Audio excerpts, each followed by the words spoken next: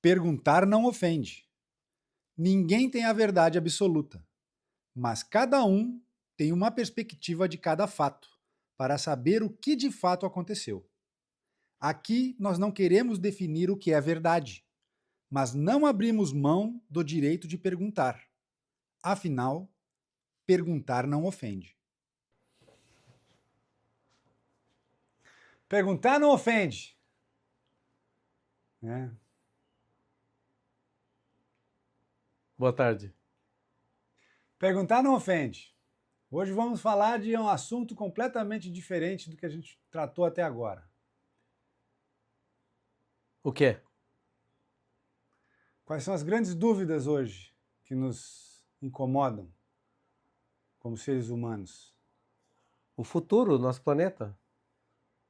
E o que esse futuro hoje parece nos apresentar? O que tu acha que vai acontecer? Eu acho que o futuro está incerto, né? Vai ter guerra, vai ser um futuro próspero com IA, os relacionamentos, todo mundo está reclamando que estão piorando.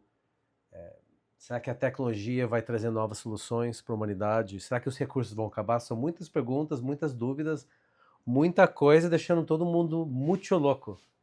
Onde começa a raiz disso tudo? O ser humano é desequilibrado. Perguntar não ofende. Onde está a raiz dos problemas da humanidade hoje? No ser humano. No que exatamente no ser humano? A falta de amor. De amor ao próprio ser humano, ao ser humano pelo ser humano, o amor a Deus, o amor ao planeta, o amor aos... Começa com nossos próprios pais. É a falta de amor, é a falta de compreensão e educação. Falta de educação. Tu acha que esse sistema que existe hoje, instalado, né, funcionando no mundo, ele atrapalha, ele causa, ele cria problemas? Essa coisa da produção, Para mim, sim. da coisa do dinheiro, é tudo meio que junto numa coisa É só. tudo perverso. Se você for ver assim, que nem. É fácil ocupar agora, né? Eu, com a minha idade, tenho 47, mas os meus pais não me prepararam para a vida. A escola não me preparou para a vida. A sociedade fala para mim tomar atitudes que não tem nada a ver com o que eu quero na vida. A sociedade fala: compra uma casa, se endivida, seja pacato, tenha um emprego. Aquelas cenas lá do Fight Club, de filmes, que a pessoa adora ver, o anti-herói, a pessoa adora ser rebelde no cinema, vem no outro, mas na vida real tá todo mundo na zona de conforto. E essa zona de conforto vai levar a gente pro fim. Tem até uma expressão em inglês: The comfort zone is the sweetest death. Mas um dos principais argumentos disso aí hoje na sociedade é que a gente hoje tem um conforto, falando de zona de conforto, maior do que o dos reis 200 anos atrás. Hoje a gente tem banheiro em casa, água corrente, água quente, comida. Ainda que existam problemas, me parece que essa crise é um pouco que produzida. Tipo, você é induzido a acreditar que você não tem aquilo que você necessita. Ótimo! Então, até vou colocar uma coisa aqui, de quem eu falei hoje, da sociedade Vinci lá, da Thay Dantas. O que o cara falou? Eu falei do último vídeo. Ela falou que no último vídeo, ela falou da cultura da inveja. Que hoje em dia, influenciadores, e eu também provo isso no meu canal privado de WhatsApp, né?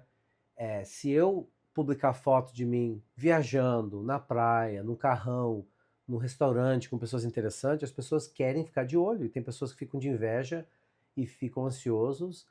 E isso pode induzir esse comportamento no ser humano, né? Então, inveja é um grande tema. Sei lá, o Trump tá jogando bomba no Irã, ele tá com inveja deles? Não sei. Mas eu acho, até se você olhar pro Trump, e você vê como o pai dele tratou ele, foi duro, né? Tá registrado isso em vários filmes, em livros, séries, seriados, né? Eu acho que isso causou uma grande loucura nele, a falta de amor do pai dele, e ele querer provar com o pai dele que ele vai ser melhor, de fazer coisa grandiosa. Isso, como que eu sei isso? Porque eu estou falando isso? É a mesma coisa que aconteceu comigo. Eu quis provar para o mundo, grande empresário. Eu quis provar, olha, eu casei, vai dar certo. Né? Olha, eu agora inovei de novo. Não, agora a próxima empresa vai ser melhor. E de ponto de vista que quem não é empresário, estou colocando no meu caso específico, né? Tipo rebelde, neurodivergente, TDAH, o que seja, eu não enquadro num trabalho normal. Então, eu adoro empreender. Só que empreender também é uma loucura. Tu diz que essa desagregação da família, que chamam tradicional, ela conduz a essa psicopatia do sistema. Ou ela facilita, digamos assim, você não ter uma família sólida e estruturada, ela facilita que ideias assim, é que essas ideias de psicopatas elas prosperem e imperem no mundo. É isso que tu quer dizer?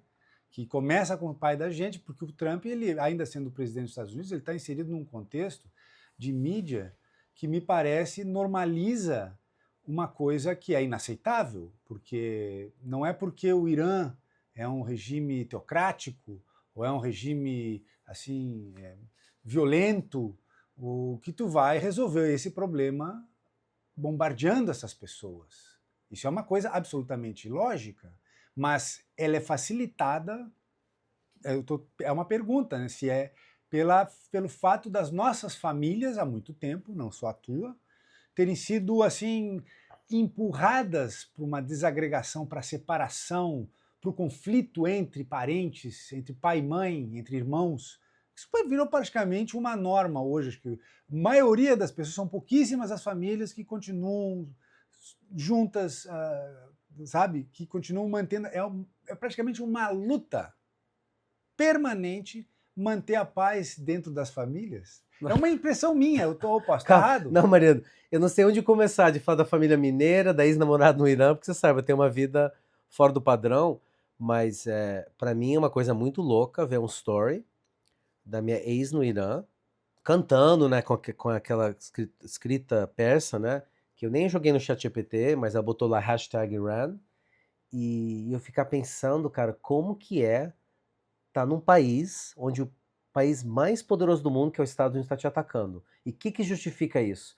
E ela que saiu da Alemanha para voltar para lá, e eu que ia viajar para lá em janeiro, mas eu decidi ir para Lisboa porque meu amigo ucraniano me convidou, né? Só para contexto, quem estiver vendo isso, eu estava na Geórgia, em Tbilisi, né? Que é 2 horas ou 3 horas de Irã.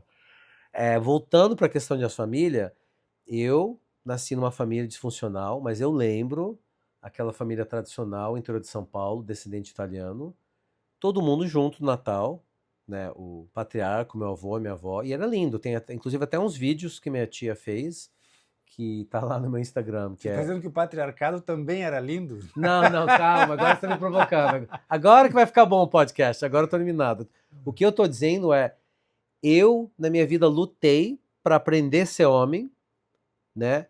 Tendo todas essas normas malucas de escolhendo a mulher errada, escolhendo os parceiros errados, mundo de negócio. Com liberdade. Com liberdade, eu tinha liberdade demais. Então, voltando, né? Que eu não me considero uma pessoa esquerda-direita, mas é interessante, com a idade, né, com o aspecto de empreender e tudo que isso carrega em termos de dinheiro, de contratar pessoas, a tendência do meu pensamento é ser mais conservador. Então, hoje em dia, se eu falo para você os momentos que eu fiquei em família, se era com as famílias alemãs ou com a família mineira, cara, que legal estar numa família unida. Agora, o que acontece no mundo agora? Vamos lá, o extremo da situação, que é a China e o Japão, que você tem uma população gigante de homens acima de 30 anos, que estão sozinhos, que nunca vão ter um relacionamento. Imagina a cabeça desses caras fritando 30, 40, 50. O que o cara tem, estou pensando em inglês, look forward to, o que ele tem de expectativa na vida, esperança? Esse cara é um cara que pode virar um psicopata. Ou teve um caso extremo, não sei se você sabe disso, na China, o cara ficou jogando videogame, cara, mais de 30 horas, morreu. Morreu, ele ficou jogando videogame, cara. Como que isso acontece, né? Então, São é casos extremos, o né? extremo, pode pesquisar, é real isso aí. Eu me basei pela média, e a minha média pessoal, eu não tenho lido estudos a esse respeito, mas a minha média pessoal é de uma desagregação familiar que foi produzida, induzida ideologicamente. Eu sinto em muitos lugares, nos lugares onde eu convivo, onde eu vivo, seja Brasil, seja Alemanha, que há, por exemplo, um incentivo de acreditar que o Estado vai substituir o papel da família. Que o Estado pode prover aquilo que o pai e a mãe não podem, sendo que o pai e a mãe foram empurrados para o mercado de trabalho, para pagar imposto, para poder sustentar a casa, que hoje tem um conforto, sem dúvida nenhuma, mas eu digo, o preço a nível o preço emocional disso, na minha experiência, não só a minha pessoal, mas das pessoas com quem eu convivo, é muito alto. Sabe? O preço de conflito com pessoas que você ama ou um dia amou, isso tem sido muito pesado, não está valendo a pena. A promessa de liberdade, que eu sempre defendi, achei que esse era o caminho, em contraponto à família tradicional, ela não vale a pena pagar. Ótimo, então aqui eu posso falar o que eu quiser. Claro. Sem censura. Então, eu te dou exemplo, 2 últimos relacionamentos. Uma de uma pessoa, de uma família conservadora, unida, né? 20 primos. Eu tenho a foto lá com essa família. É uma família mineira, tradicional. Os pais empreendedores, todos os filhos estudados, todo mundo trabalhando, todo mundo high performance. E ver aquela loucura do feminismo extremo, de uma mulher que busca um homem como eu, vamos colocar essa projeção do macho alfa que vai cuidar dela, que ela me chamava homão da porra, e no momento que eu vacilei em uma coisa ou outro, né, do meu ponto de vista, essa mulher quer acabar comigo.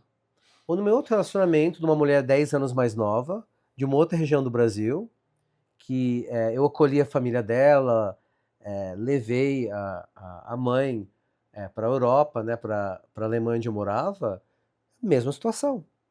Na pandemia eu contratei os amigos, eu fiz vários erros como empresário e eu fico pensando o que eu fiz para merecer para ter essa raiva vingativa de uma mulher.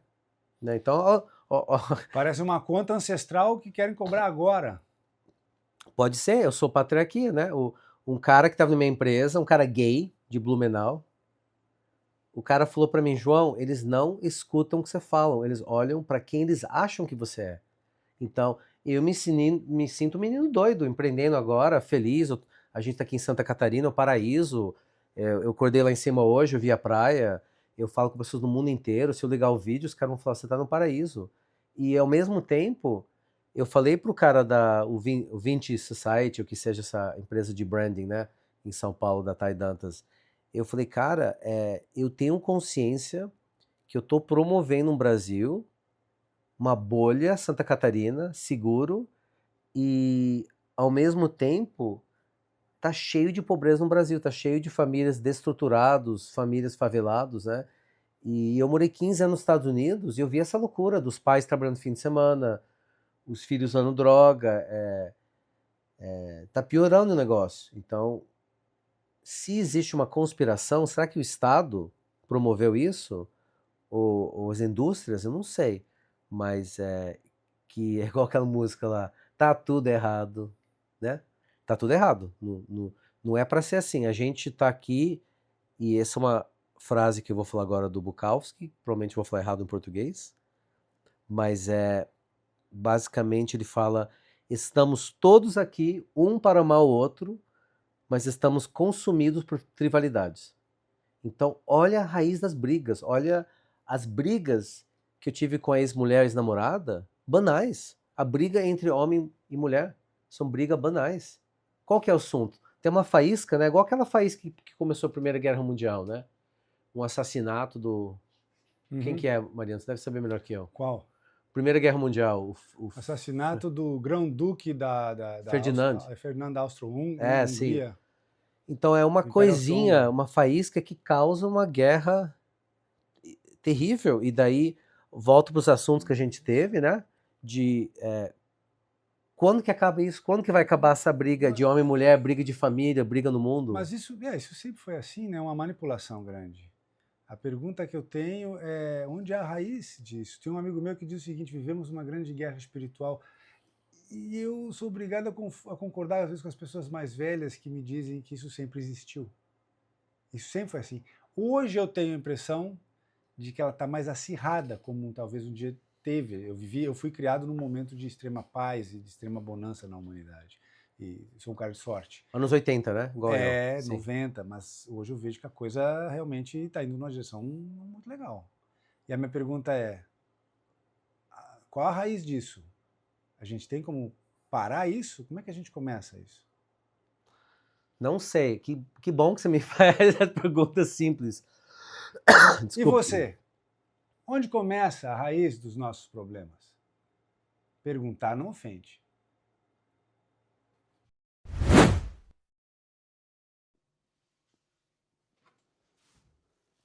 E aí, gostou das perguntas? Participa com a gente. Manda tuas perguntas, suas questões no comentário. E se quiser apoiar o trabalho, compra um livro da gente. Tem o link do site aí na descrição do vídeo. E lembra, perguntar não ofende.